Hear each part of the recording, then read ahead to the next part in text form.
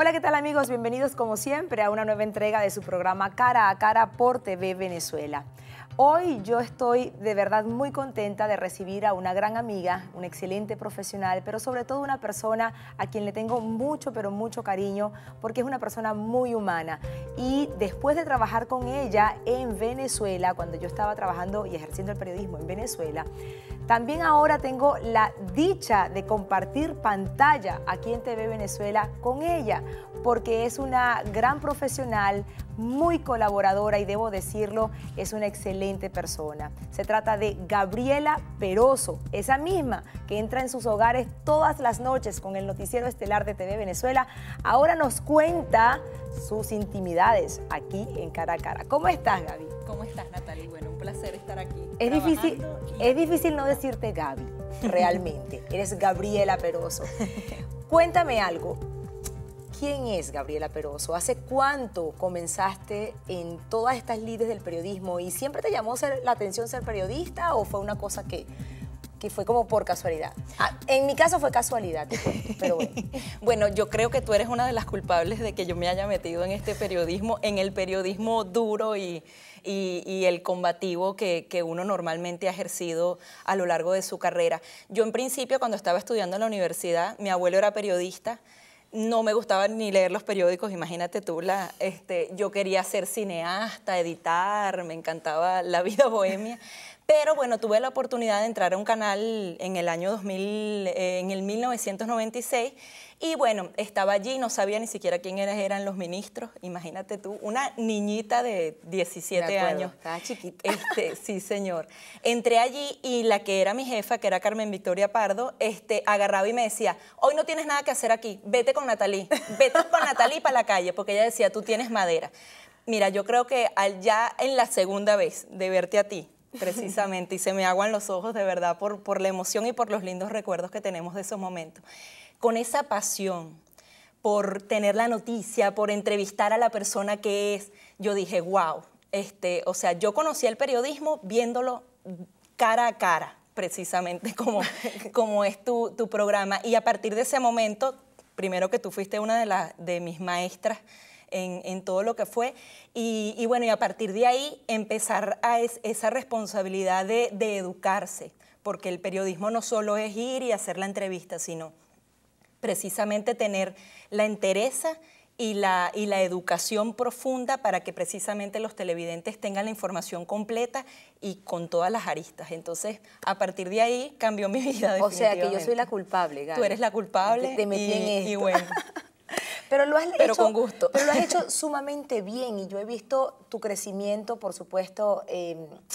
Recordamos con mucha alegría esa etapa de Globovisión, vamos a decirlo, nos conocen las caras, ¿no? Uh-huh. Que cuando comenzaste como productora, estuviste después poco a poco ibas saliendo a la calle. Me acuerdo que en una oportunidad hasta eras la periodista de sucesos. Sí. Y yo me acuerdo que decía a Elsie, que es una gran amiga y una gran madre, nuestra jefa de prensa en ese momento, le decíamos, Elsie, pero ¿cómo vas a mandar a Gaby? A Gaby a sucesos. Porque era como muy duro, siempre eras como la consentida, la protegida, y te lanzaste a cubrir esa fuente con gran éxito. ¿Cómo fue cubrir sucesos, Gabriela? Bueno, sí, era de verdad una figura, o sea, yo siempre he sido una personalidad muy tranquila, siempre fui en la familia, en Globovisión, era como la débil, la que todo el mundo cuidaba, pero yo creo que Elsie Barrueta y María Fernanda Flores vieron más bien una fortaleza, porque Globovisión era un canal en donde no quería ver ese suceso tan crudo y tan como es realmente. Y ellas decían que justamente yo era esa medida perfecta, porque le daba humanidad y de alguna manera tranquilidad al suceso, cuando ya de por sí el suceso era muy fuerte. Entonces decían que justamente esa mezcla fue una cuestión mágica, ¿no? Porque no era el periodista duro frente al hecho duro, sino justamente ese contraste, que enriquecía la noticia y que la presentaba... La amansaba un poco más. Exacto, la amansaba. Y Definitivamente, primero fue muy duro. De hecho, con mis colegas a veces me decían, tienes que tomar una posición distinta. A mí todo me afectaba, soñaba incluso con las personas que fallecían, porque en Venezuela puedes ver, haciendo sucesos, por lo menos 3 cadáveres, algo muy duro para un periodista, pero luego empiezas a madurar y sientes más bien cómo tú puedes ayudar a través de esa vía, hablando con los familiares, que las investigaciones vayan un poco más allá. Y obviamente es una rama del periodismo muy apasionante, porque además te da para hacer investigación, para hacer segundo día. O sea, la política tiene un matiz distinto. En son hechos, se trata de personas, y obviamente te da ese lado policial, te enriquece muchísimo como periodista. Además, también tienes la oportunidad de manejar un poco la parte jurídica, lo que es el proceso penal, y a partir de ahí, bueno, eso fueron mis grandes bases para el periodismo que más adoro hacer, que precisamente es el periodismo de investigación, al que luego me dediqué en el departamento de investigación, y bueno, pudimos hacer grandes investigaciones sobre el 11 de abril, sobre el caso de Danilo Anderson, casos de narcotráfico, un sinfín de reportajes que, bueno, que además trascendieron internacionalmente y que tuvieron una repercusión definitiva en los hechos en Venezuela. Eso es lo que más te gusta, ser periodista de investigación, poder estar atando cabos, detalles y exponer después al final una verdad completa. Sí, definitivamente esa es mi pasión, que requiere mucho tiempo y que además es un periodismo que de alguna manera es un poco ingrato, no solo en Venezuela, sino en el mundo entero. Es un periodismo costoso, porque a veces puedes tener a un periodista que no tiene una verdadera noticia, una verdadera historia, pueden pasar 3 meses. Entonces, justamente tú tienes que, en los medios latinoamericanos que no tienen esa fortaleza para mantener a un departamento funcionando solo para grandes historias, tienes que jugar con las dos cosas. Entonces es muy chévere porque trabajas justamente el día a día con un poco más de profundidad y a la vez estás siempre en esa historia grande y trascendente que está quizás algo que no nombras en un año, pero estás detrás de esa historia, y de verdad es un periodismo apasionante, enriquecedor, y además es el periodismo que realmente cambia las historias. O sea, un periodista con historias, con pruebas, puede hasta hacer temblar a un ministerio y cambiar también, incluso hasta leyes. O sea, en la historia de toda América y del mundo entero, los periodistas que hacen ese tipo de investigaciones pueden cambiar el país, pueden dar duro a la corrupción y que haya un cambio de paradigma. Hay casos como el de Perú, en donde el periodismo fue fundamental para salir de un gobierno, y a partir de ahora ese periodismo ha resurgido y ha aprendido mucho. Yo creo que son algunas de las lecciones que nos dejan. Los regímenes duros hacen también grandes periodistas, como también es el caso de Colombia, donde son profesionales que están muchas veces por encima de la media latinoamericana. Me has dado varios puntos para hacerte preguntas, pero quizás en este momento se me ocurre preguntarte, una de las cosas que uno ve, y que me lo digas tú que eras periodista de sucesos, es maravilloso porque es como el carácter social de la persona, del periodista, ¿no? Ese carácter humano de tratar de ver hasta dónde puedo colaborar. Fíjate que tú mismo lo dijiste, tú revertiste la posición, más que de difundir la información de un muerto, 3 heridos, o de una bomba que explotó, o de un NIPLE, etcétera, o de una situación carcelaria. Tú ibas un poco más allá, de qué manera yo puedo colaborar con estas personas para ayudar a que la investigación surja. ¿Eso te dio resultados, Gabriela? ¿Te dieron satisfacciones? ¿Hubo momentos en los que tú pudiste solucionar y darte cuenta y ayudar quizás incluso hasta los cuerpos de investigación con cosas, datos, cosas que escuchabas, documentos que llegaban a tus manos? Sí, bueno, definitivamente había muy buena relación también con la policía durante un tiempo. Después las cosas se complicaron mucho más y uno colaboraba. Yo llegué a conocer fiscales del Ministerio Público que no me conocían, pero que veían algunos de los reportajes que sacábamos y posteriormente decían, oye, estos datos no los tenemos. Y imagínate, te llamaba el fiscal de la investigación que no está haciendo nada malo, sino que está buscando una arista más, una fuente más de todo ese caudal de información, porque a veces el familiar que siente, la autoridad me da miedo, esa autoridad me puede dañar, me puede... En cambio, cuando tú te sientas a hablar con ellos, cuando tú los llamas, porque al final las víctimas de esas otras víctimas, la familia,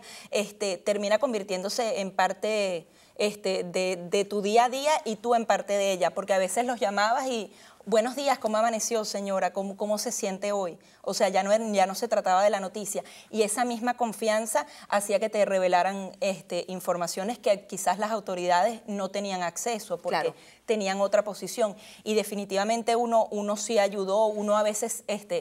de tanta experiencia notaba cosas en la escena que eran primordiales. Claro, uno obviamente lo daba primero al medio de comunicación y después eran las mismas autoridades. También los policías te nutrían de esa información y te enseñaban. Y presionabas, porque esa es otra de las grandes cosas. Con tantos casos que ocurren en Venezuela, uno diluye al otro. Y cuando habían casos que nosotros tomábamos como bandera, obviamente esos casos no se diluían. Las autoridades tenían a la opinión pública aquí obligándolos a que ese caso en particular se resolviera. Y obviamente uno contribuía. Tengo que hacer una pequeña pausa, Gabriela, pero al regreso, esa importancia, como tú lo mencionabas, del periodista en gobiernos que no están protegiendo a su pueblo, en gobiernos en donde se duda y donde manifiestamente se ve que no hay un respeto a los derechos humanos, a los derechos de la información, como lo hemos visto, por ejemplo, en estos últimos días en Venezuela. Eso va a ser el regreso de comerciales.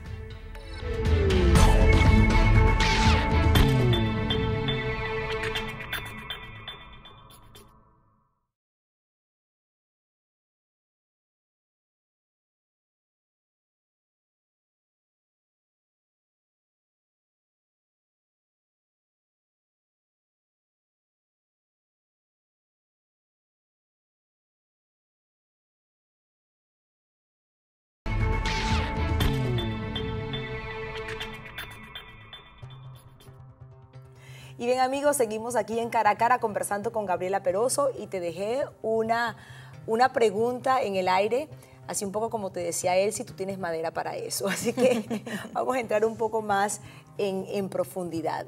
El papel del periodista, no solamente en este caso, como tú lo decías, en cuanto revelabas quién asesinó a otra persona o cómo era la situación carcelaria, etcétera, en una cosa muy local y específica en Venezuela. Ahora estamos hablando de un periodista que estamos tratando de construir país y de hacer ver a la población, no solamente cuando estabas en Venezuela, ahora que estás en el extranjero, divulgarle al mundo esa verdad que otros insisten en callar.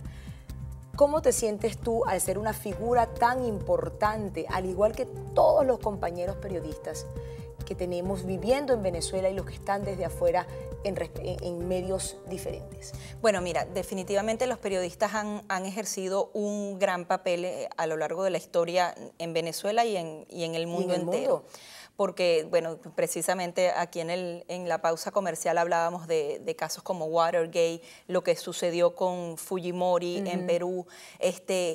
El periodista es el gran revelador de esas historias. Incluso a veces los políticos que van en contra u otra utilizan este medio para que esos grandes escándalos salgan a la luz pública y luego el desenlace es definitivo y es determinante. Pero precisamente es ese periodismo serio y pausado y disciplinado el que construye esas grandes historias y logra esos grandes cambios. O sea, a través del periodismo definitivamente se pueden lograr grandes cambios siempre y cuando se vaya detrás de la historia correcta, se toque la corrupción, si hay nexos del narcotráfico con un gobierno determinado. Precisamente son todas esas grandes historias las que pueden cambiar el mundo. Pero también el periodismo valiente es fundamental en los momentos en donde hay un gobierno donde no se respetan los derechos humanos y donde no se respeta la libertad de expresión.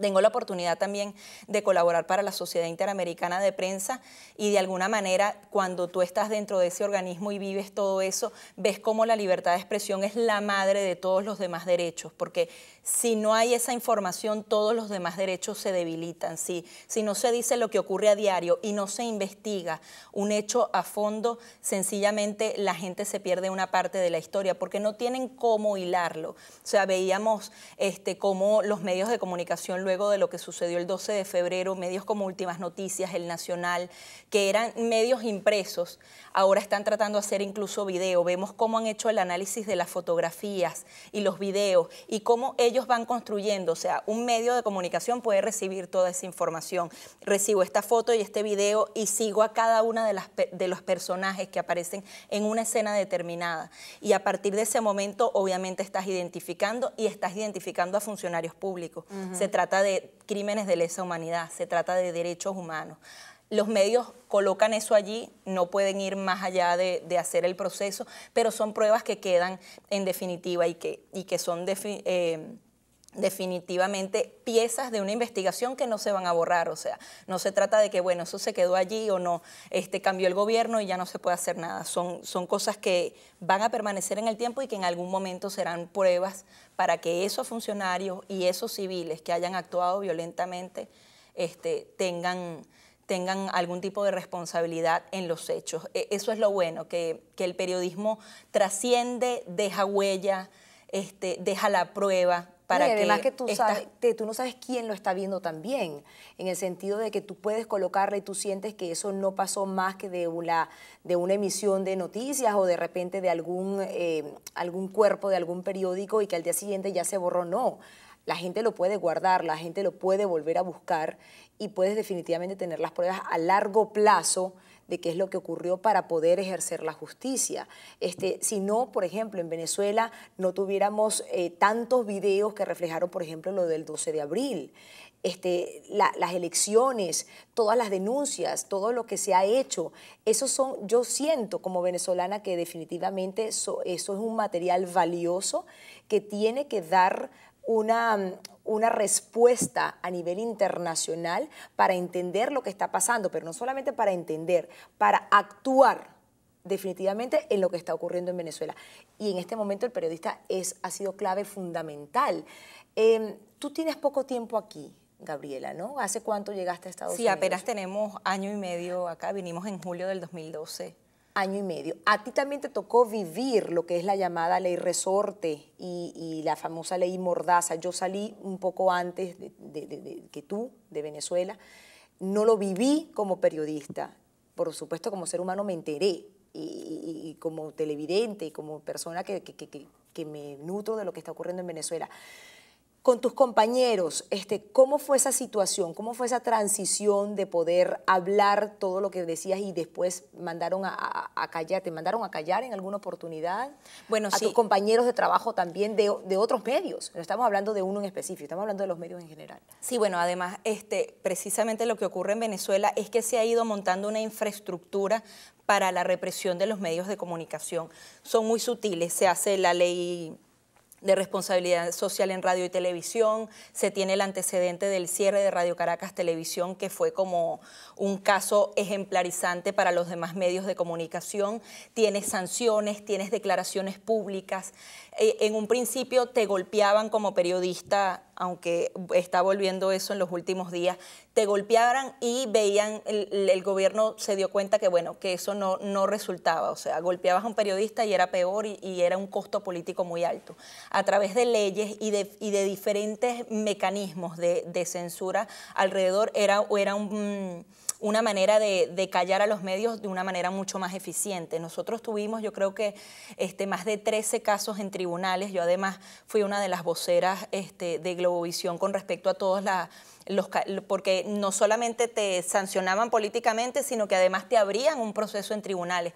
Tuvimos la oportunidad de un grupo de periodistas ir hasta la Corte Interamericana de Derechos Humanos para precisamente dejar ver internacionalmente que cada agresión, cada comentario que hacían las autoridades públicas tenía una consecuencia directa con lo que hacíamos en las calles. Nosotros teníamos pruebas de que si el expresidente de la República, Hugo Chávez, hablaba contra los medios de comunicación, ese día o el día siguiente había una agresión en la calle a algún periodista, no solamente de un medio, sino a cualquiera. O sea, había una orden directa de los medios. O a la sede. Había una orden directa que era ejecutada por un grupo de personas. Ese grupo de personas que eran civiles no forman parte de lo que sería el sistema interamericano, pero sí estas autoridades que estaban dando las órdenes. Entonces, obviamente todo ese sistema era muy, muy fuerte. Autocensura muchísima en los medios de comunicación. Nosotros a veces teníamos reportajes súper importantes sobre la morgue de Bellomonte con imágenes muy crudas que, sabiendo que es amarillismo y todo, es una realidad país. O sea, que las personas pueden pasar hasta 60 días en la morgue de Bellomonte, que hay un exceso de casos en un establecimiento que sencillamente no se da abasto precisamente por la inseguridad. Y nosotros teníamos que decir, oye, ¿lo sacamos, no lo sacamos? Porque sencillamente eso era claro que eso repercutía en una sanción, como pasó con el diario El Nacional, que todavía tiene una multa. Ahora ni siquiera puede sacar fotos de sucesos generales por el caso, por haber publicado lo de la morgue de Bellomonte. Nosotros sacamos un programa, pero habían informaciones que sencillamente no podías divulgar. Porque la ley te lo impedía, y entonces ahí tú tenías que decir, divulgo esto, o sea, hablo del vaso, que es algo particular, y me sancionan todas las demás informaciones. ¿Qué merecen los venezolanos? Que sigan saliendo todo este cúmulo de información, y debo abandonar o dejar dormida esta investigación en particular. Eso es algo muy peligroso en cualquier nación del mundo. O sea, eso es una restricción directa a la libertad de expresión, porque este caso también forma parte de la realidad, y tú debes dejarlo a un lado para que el público siga conociendo el otro caudal de la información. Entonces, definitivamente la ley resorte es muy dura, y ya se refleja en los medios de comunicación lo que significa. O sea, los medios de comunicación tienen miedo de, si la Guardia Nacional lanza una bomba lacrimógena, eso sencillamente ya no sale en ningún medio de comunicación. Y es entendible que los medios de alguna manera adoptan esta medida, porque entonces sencillamente me cierran, ya hay medios cerrados. Entonces, hay que ver, o sea, se critican los medios de comunicación, pero también y hay medios tienen ahogados. una espada. Exacto, además, entre multas, la publicidad oficial se reparte solamente a aquellos que halagan al gobierno. O sea, son muchas las restricciones económicas, políticas, sociales, judiciales, las que pesan sobre los medios de comunicación, y es muy difícil sortear todas esas cosas, sobrevivir, ser el medio combativo de siempre. Es una situación muy delicada. Tú usaste una frase que a mí me llama la atención, y es que insisten en callar al medio. ¿Callan a los periodistas? Callan a los periodistas, callan a los medios. Porque, ¿y sientes que realmente en Venezuela los periodistas se callan o buscan la manera por otra vía?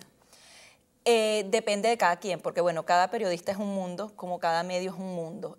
Hay periodistas que obviamente están en un medio de comunicación, deben asumir algún tipo de línea informativa, y de alguna manera buscan que la información salga de otra manera. Pero justamente manejándote en esas dos aguas, alguna de las dos flaquea.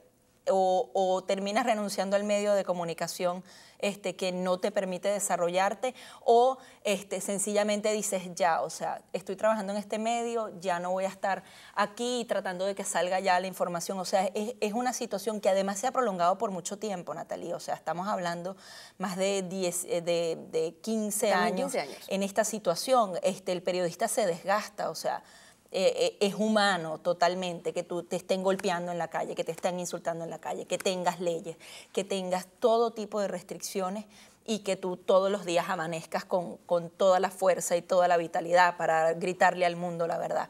Es una situación bien desgastante, bien preocupante, que afecta desde el bolsillo del periodista hasta su psiquis, es absolutamente todo. Entonces, pero sí creo en el periodismo venezolano. Quizás ahorita está un poco dormido, Estamos viendo cómo actores, como te decía, un periódico se está convirtiendo en un medio audiovisual por la necesidad, y esto es lo que hace grande. En Colombia muchos periodistas tuvieron que callarse porque allí los mataban, el narcotráfico, las bandas armadas los mataban, y ahora vemos esos periodistas que quizás estuvieron callados en ese silencio, se estaban educando más que nada, fortaleciendo más que nada, y ahora son grandes periodistas que son reconocidos a nivel mundial. Que es posible lo que también esté pasando en Venezuela. Tengo que hacer una breve pausa, Gaby, pero al regreso, lo que tú decías, un poco cómo se están reinventando los medios y los periodistas en función de las características bien específicas sociales y políticas que vive cada país, como por ejemplo la utilización de redes sociales, la utilización de videos en periódicos que son impresos o en medios impresos, la utilización de las páginas de internet, de la web, pues, de la internet, para poder publicar la información. Eso va a ser al regreso, no se vayan.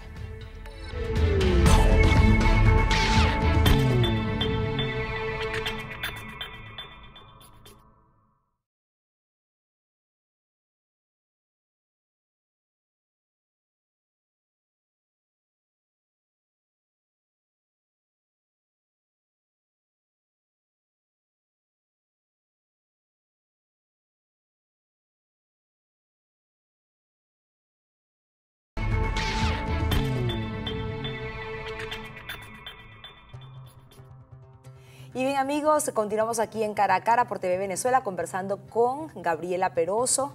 Gabriela, que da una reflexión que tenía que ver un poco cómo se están reinventando los medios. Lo pudimos ver en los recientes acontecimientos en Venezuela. Nos nutrimos mucho de lo que enviaban las redes sociales, de lo que la gente colocaba en sus respectivas redes, que incluso cabe destacar que medios de comunicación o periodistas pueden utilizar lo que llaman una identidad paralela, porque yo en el Twitter o en el Facebook puedo perfectamente poner la foto de la rosa o la foto de, no sé, de una pared y llamarme de otra manera. Y sin embargo, empezar a través de esa vía a divulgar la información que no me permite el medio o no me permite el gobierno poderla divulgar, porque estoy en peligro, estoy en riesgo.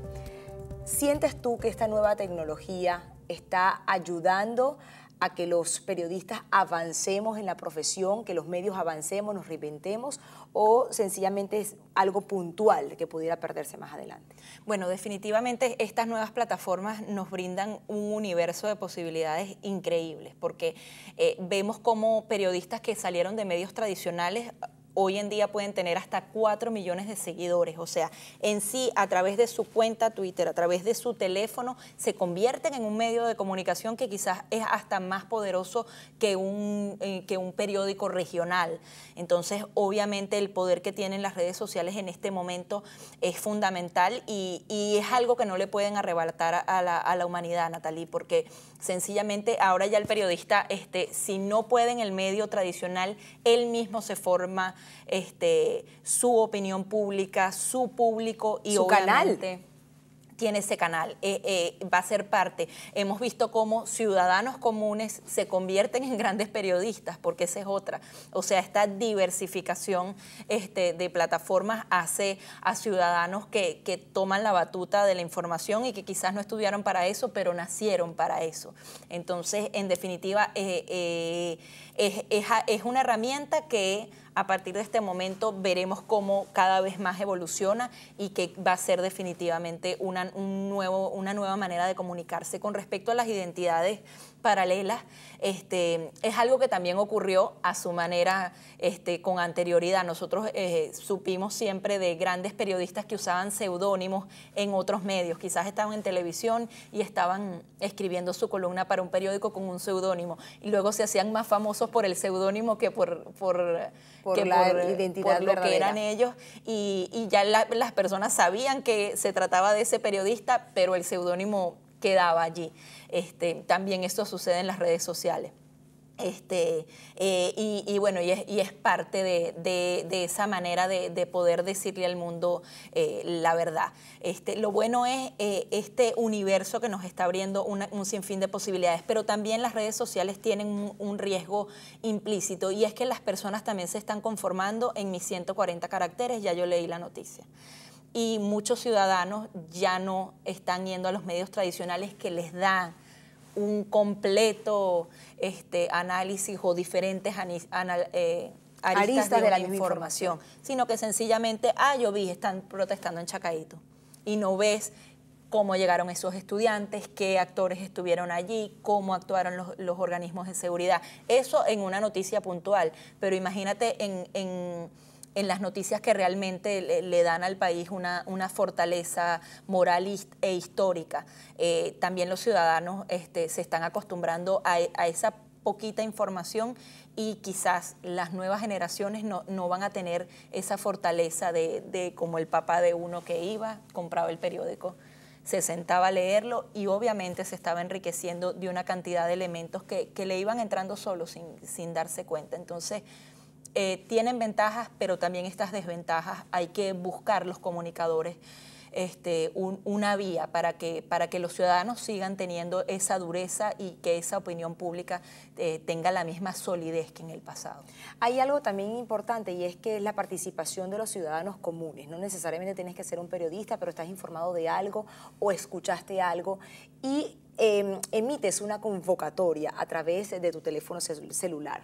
Así lo vimos, por ejemplo, en algunas manifestaciones o concentraciones, mejor dicho, concentraciones organizadas a través de las redes sociales que se dieron, por ejemplo, en Miami, en Washington, en New York, que fueron sencillamente, vamos a convocarnos para poder protestar o para poder concentrarnos y ejercer un poco de fuerza desde el exterior para que los organismos internacionales comiencen a voltear sus ojos hacia lo que está ocurriendo y se den cuenta que son realmente cosas verdaderas e importantes, que no son opiniones de una u otra persona, sino que son hechos reales, que son fundamentados. Porque una de las cosas que ocurre en Venezuela es, como lo hemos dicho varias veces, es que a través del voto se piensa que se legitima todos los poderes. No, mira, hay elecciones, entonces en Venezuela hay una democracia abierta, porque hay elecciones, pero claro, lo que no entienden es cómo se hacen esas elecciones.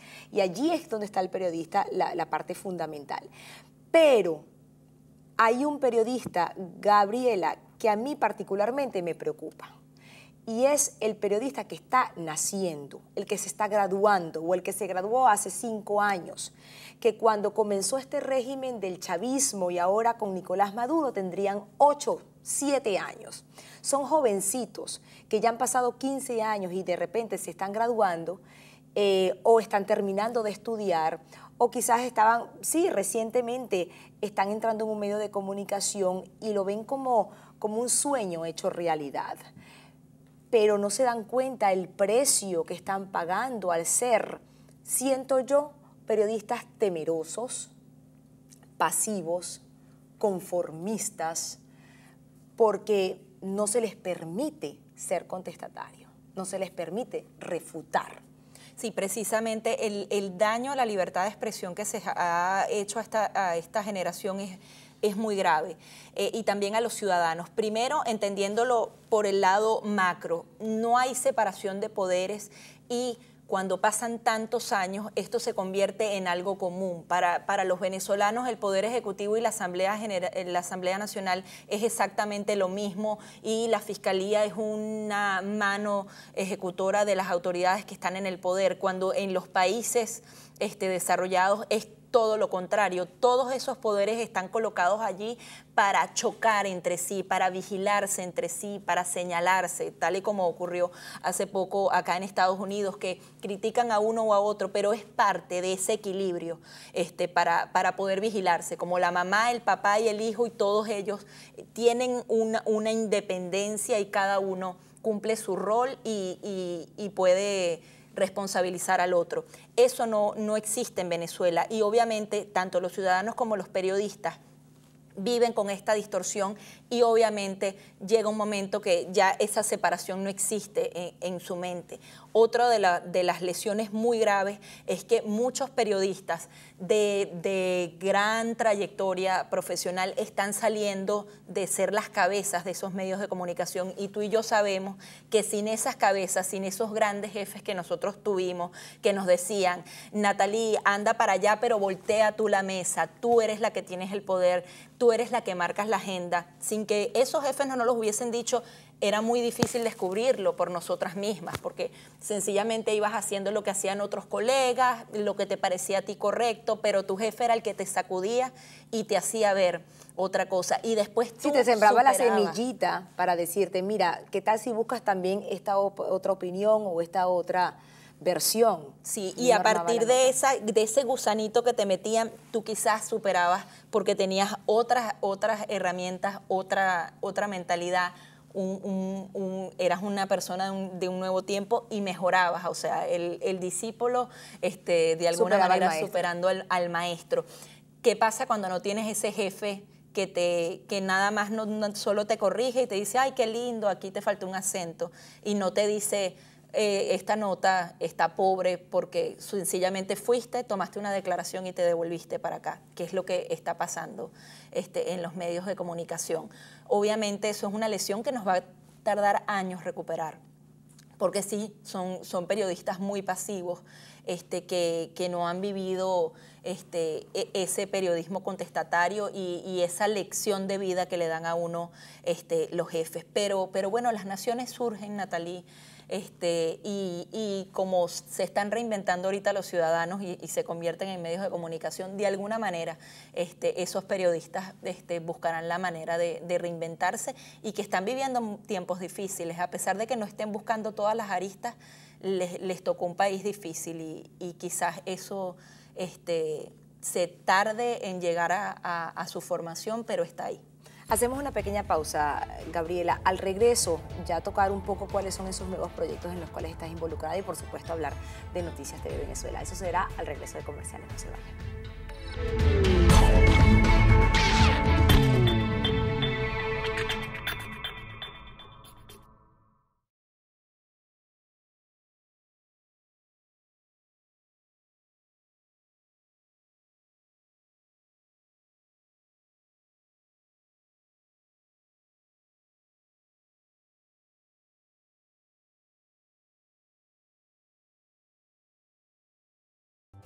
A la hora de decorar, amoblar, darle color y vida a cualquier espacio en su casa u oficina, le invito a que piense en Caligaris Miami Store.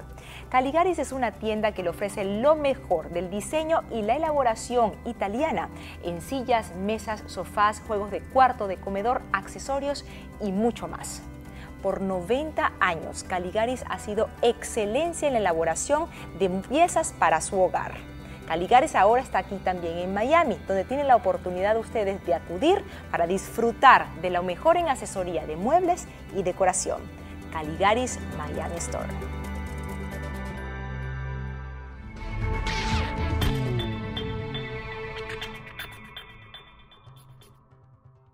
Y bien, amigos, ya estamos en la parte final de esta conversación con Gabriela Peroso, muy amena por demás y bien profunda. Veo que aprendiste bien. Sí, maestra. Sí, maestra. Pero yo también me uno a tus palabras que decías al final del anterior segmento, cuando de verdad uno agradece a los jefes que uno tuvo. Bueno, particularmente Julio César Camacho fue la primera figura periodística para mí, en mi caso, y de hecho lo hicimos, cuando le hice la entrevista me decía, wow, la pichoncita que entró una vez a Radio Caracas Radio, miren lo que se convirtió, ¿no?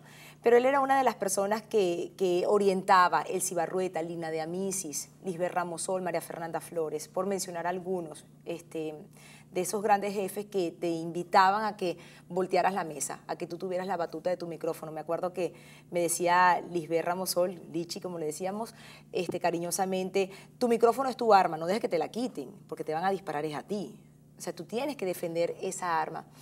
Y un poco hablando de las generaciones que están presentes, las generaciones que están ahorita en crecimiento, en formación, que no te acostumbras realmente a defender eso, estás defendiendo quizás un puesto, una fama, un puesto en el noticiero estelar, pero no estás defendiendo realmente lo que es la libertad de expresión. Ya para finalizar, Gabriela, en esas lides en la calle como reportera, conociste a tu amor, porque estás casada con un periodista también. ¿Cómo fue eso? Bueno, mira, lo conocí en un escenario hermoso, gracias a Dios, pero él no a mí. Ah, no fue el ¿Por qué amor se los digo? No, es muy gracioso, son varias etapas. Yo lo conocí en Los Roques, porque la Autoridad Única de Los Roques llevaba a algunos periodistas a hacer lo que era la veta de la langosta. Saben que pasan 6 meses donde no se puede pescar langosta para que crezcan y después las venden durante 6 meses. Bueno, toda la vida ha existido que los periodistas van, tanto de medios nacionales e internacionales, justamente a destacar el turismo y siempre se marca por estas 2 etapas, cuando para y cuando. Nos invitaron para allá y lo conocí en ese hermoso escenario, pero resulta que él no me había conocido allí, sino que en plena tragedia de Vargas, imagínate, en Naciones Unidas estaba el presidente de la República, la primera dama, él me vio y desde allí se flechó, dijo, esa es la mujer de mi vida, o sea, así como en las películas. Yo no lo llegué a conocer en ese momento porque, bueno, era un caos. Y bueno, y a partir de ahí pasó como un año, porque además cuando haces sucesos siempre estás rodeada de periodistas hombres, que en la mayoría de los casos siempre es así, y me protegían, como hablábamos al principio, no, Gabriela, no, él está pendiente, no tenemos que protegerte. Sin embargo, al año siguiente, con Maritrini Mena, fue quien nos unió un día de los enamorados. Ella normalmente venían los periodistas del interior a Caracas un poquito para que siempre tuviéramos mucha relación y todo eso. Y bueno, nada, ella estaba ahí sentada y le dije, mira, hoy es el Día de los Enamorados, ¿qué vas a hacer? No, yo me voy para el hotel, no sé qué. Yo no, nos vamos un pocotón de solteros a celebrar, así que tú también te vienes. Entonces ella había hecho la tesis con mi esposo, José Pernalete, que era de Radio Caracas Televisión. Y bueno, dijo, ay, lo podemos llamar. Entonces, imagínate, lo llamé yo el Día de los Enamorados y él no lo podía creer. Él estaba, imagínate, con los policías en Guatire, porque estuvo cubriendo una pauta y no sé qué. Bueno, y dijo, fue, ya voy. Se llegó en una moto de la policía, imagínate tú, de la manera más. Y bueno, y a partir de ahí empezamos a salir y era muy gracioso. Mi hermano decía, ¿qué es esto? O sea, a las 6:30 de la mañana nos amanecíamos. Hola, mi amor, ¿cómo estás? Sí. Ah, bueno, un secuestro, ok. Ah, bueno, pero podemos ir. O sea, mi hermano decía, ¿qué tipo de amor puede ser entre secuestros? Nos vemos en la morgue. Y así fue. Compartimos la fuente de sucesos por un buen tiempo y también compartimos momentos muy duros. O sea, nosotros, por ejemplo, nos casamos en febrero del 2002 y en abril nos tocó todos los sucesos del 11 de abril y 6 meses después, en el Tribunal Supremo de Justicia, cuando se tomó una decisión que desencadenó una cantidad de heridos, nos tocó a los dos ir y él decirme, no, tú no vas porque aquí están disparando y tú eres mi esposa y yo ya va, okay, aquí somos más bien competencia, o sea, tú eres de un medio y yo soy de otro. Y gracioso porque el camarógrafo nos dijo que déjense de pelear, cada uno se pone en un lugar y vamos a hacer la noticia, y a los 2 minutos le dieron un tiro al camarógrafo que nos regañó. O sea, wow, realidades muy duras que incluso te afectan, ¿no? Muchas veces a él le tocaba toda la noche, yo entraba era a las 4 de la mañana, durante el periodo del paro y todo eso. O sea, él entraba a las 3 de la tarde y llegaba de madrugada y yo a las 4 de la mañana salía a trabajar. Pero bueno, te fortalecen muchísimo como pareja y además que compartes tantas cosas. O sea, claro, yo creo que si mi esposo no fuera periodista, sencillamente las cosas no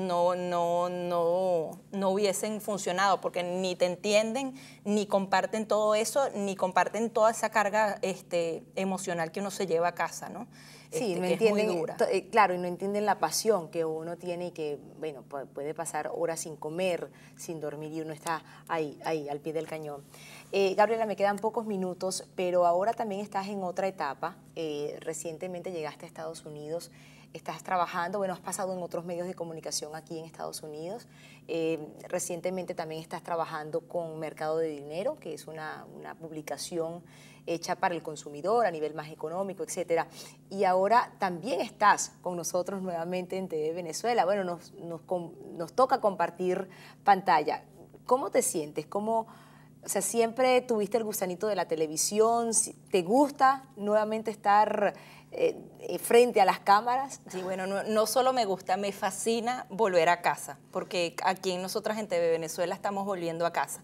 Además que yo creo que uno cuando tiene esa responsabilidad con la audiencia, no se termina de ir, o sea, obviamente la situación se puso muy complicada, mi esposo vivió el cierre de Radio Caracas Televisión, se ponía cada vez más complicado en general con los medios de comunicación y decidimos venirnos. Pero al final tú no te terminas de ir. O sea, recuerdo cuando llegué acá, comencé a trabajar en otro medio, en la parte de entretenimiento, y todo el mundo me decía, te estás limpiando la mente, quizás vas a descubrir que eso también te gusta. Y al final, luego de 9 meses, te das cuenta que no, que al final eres periodista y que te encanta tener ese estrés y esa presión. O sea, las informaciones duras te persiguen por siempre. Y además sientes que te fuiste y dejaste tu país y te sientes mal. O sea, es como una responsabilidad y una culpabilidad que no se te quita. O sea, wow, Dios mío, no estoy haciendo nada por mi país, estoy aquí y me desligué completamente. Obviamente cuando me llamaron de TV Venezuela, me volvió el alma al cuerpo, por así decirlo. Porque no solo se trata de televisión como tal. En los nuevos proyectos justamente lo que queremos elaborar juntas, Natalie, es justamente volverle a dar ese periodismo de profundidad, con todas el peso que tiene cada una de las informaciones, y esto precisamente me lo brinda este medio, y que además voy a informar a Venezuela. Así que bueno, la culpabilidad la dejo a un lado y ahora lo que tengo es que ponerme seria y fuerte para seguir afilando esa pluma. No, y definitivamente que lo haces muy bien, lo haces maravillosamente. Gaby, para mí un honor que hayas estado aquí en Cara a Cara, para mí un honor que estés compartiendo también en TV Venezuela los mejores éxitos también, todo el cariño de amiga, de periodista, de colega, a ti, a José, que también lo conozco hace mucho tiempo, y de hecho me acuerdo cuando ustedes estaban en el periodo de venirse, me fueron a visitar a una escuela de idiomas donde yo trabajaba, porque bueno, aquí uno siempre toca varias puertas, ¿no? Pero a la final qué bueno que pudimos reencontrarnos, no solamente en la amistad, sino también en un medio como este. Y bueno, mis mejores deseos para estos nuevos proyectos que comienzan, que estoy segura que van a ser muy, pero muy exitosos, no solamente para ti, para tu familia, para ti como profesional, como persona, y por supuesto para toda la audiencia de TV Venezuela. No me queda más que entregarte esto. Gracias. Que es una rosa. Lo hago con todos mis invitados, y muchas veces me preguntan, pero ¿y por qué? ¿Y tú gastas? Déjeme decirle, esto no es utilería, no es que yo se la quito a ella y el otro invitado la guardo, no, es de verdad y se la lleva, porque es la manera de yo dar algo que se lleven a una parte de mí. Me encantan las rosas y me encantan las rosas blancas particularmente, aunque bueno, no importa el significado que tengan, pero en este momento creo que es importante dar rosas blancas por la paz que queremos en Venezuela, y por la paz que queremos para los periodistas, para el gremio, para realmente tener, como dices tú, rendirle homenaje a ese periodista valiente que sigue saliendo a las calles en un país en donde prácticamente no se le quiere. No, gracias a ti, de verdad, un honor estar aquí contigo compartiendo, y gracias por inspirarme hace 16 años a meterme en este rollo. Un beso, mi vida bella. Gracias a ustedes, amigos. Llegamos al final de esta entrega de Cara a Cara, y si no lo termino en este momento me pongo a llorar. Así que mejor vamos a dar por culminado, y la invitación es que se queden en sintonía de TV Venezuela.